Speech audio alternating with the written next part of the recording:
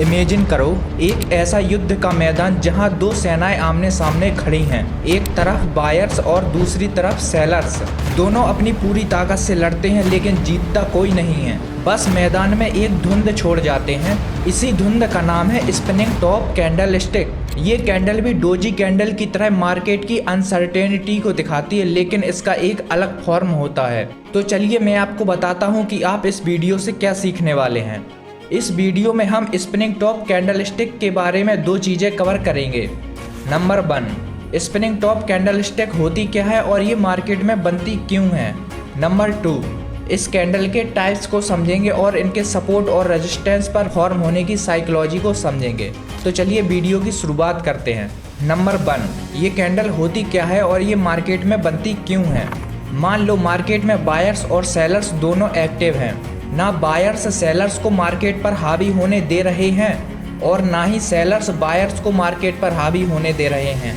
तो इस सिचुएशन में प्राइस जैसे ही ओपन होता है तो सेलर्स प्राइस को नीचे गिराने की कोशिश करते हैं और कुछ हद तक प्राइस को नीचे ले भी जाते हैं और तभी ये बात बायर्स को पता चलती है।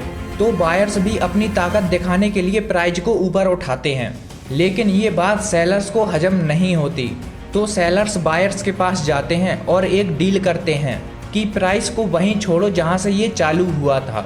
तो बायर्स बोलते हैं कि ठीक है, लेकिन मेरी एक शर्त है कि हम प्राइस को उस पॉइंट पर बंद नहीं करेंगे जहां से ये ओपन हुआ था, या तो हम उससे थोड़ा ऊपर करेंगे या फिर नीचे, ताकि लोगों को पता चल सके कि चार्ट पर कुछ हुआ भी था। तो सेलर्स कहते हैं कि ठीक है। कुछ इस तरह से इस कैंडल का फॉर्मेशन होता है। जहां से ये कैंडल बननी चालू होती है वो इसका ओपन प्राइस होता है और जहां तक सेलर्स कैंडल को नीचे ले जाते हैं वो इस कैंडल का लो होता है और बायर्स इसे ऊपर की ओर जिस प्राइस तक ले जाते हैं वो इसका हाई होता है और जहां पर इस कैंडल का प्राइस बंद होता है वो इस कैंडल का क्लोज होता है। तो अब आपको समझ आ ही गया होगा कि मार्केट में ये कैंडल क्यों बनती है और कैसे बनती है।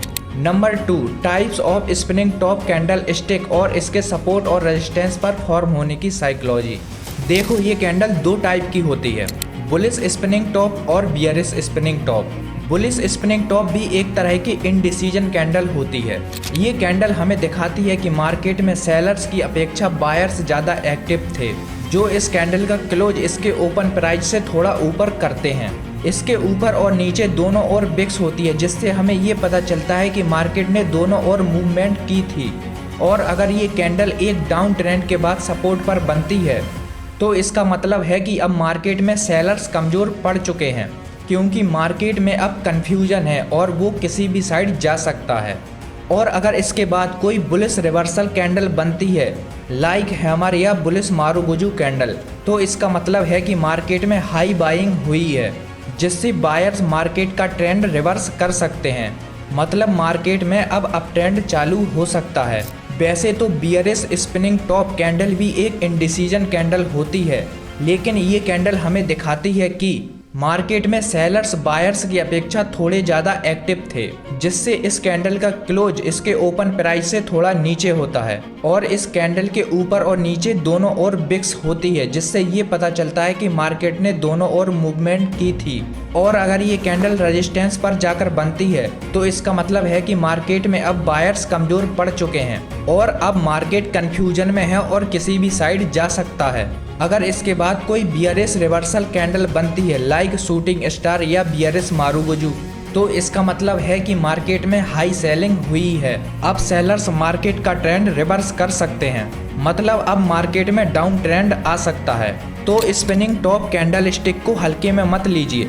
ये छोटी सी कैंडल अक्सर बहुत बड़ा सिग्नल देती है कि मार्केट किसी बड़े बदलाव की तैयारी में है, लेकिन हमेशा याद रखें कि spinning top candle stick uncertainty को दिखाती है, ना कि डायरेक्शन को। इसलिए इसे अकेले ट्रेड का सिग्नल ना माने, बल्कि इसे एक साइन माने कि अब मार्केट में कुछ बदलाव आ सकता है। और अगर आप ऐसे ही कैंडल स्टिक पैटर्न को समझना चाहते हैं तो इस चैनल को सब्सक्राइब जरूर करें।